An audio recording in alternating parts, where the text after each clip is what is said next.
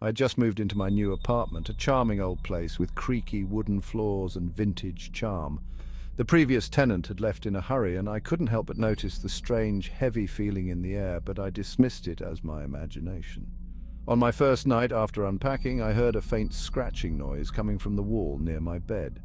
It sounded like someone or something was trying to claw its way through. I checked the wall and found nothing.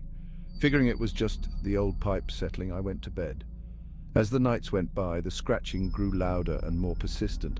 It started to sound like desperate, frantic scratching, almost as if someone was trying to escape. I couldn't sleep, my mind racing with what it could be. Finally, one night, I decided to investigate. I found a small old door hidden behind a bookshelf in the living room.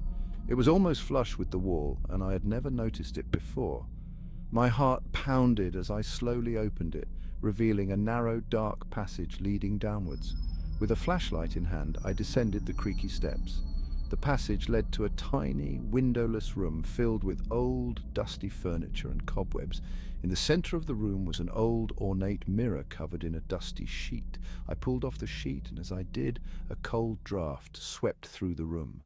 The mirror's surface was cracked, but the reflection of the room was clear, except for one horrifying detail. In the reflection, I saw a figure behind me, its face obscured but clearly watching.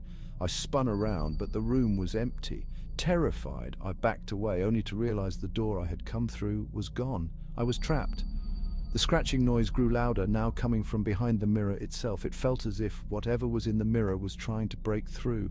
Desperately, I grabbed a heavy object and smashed the mirror. Shards flew everywhere, and a chilling scream echoed through the room. The passage began to collapse, and the room grew colder.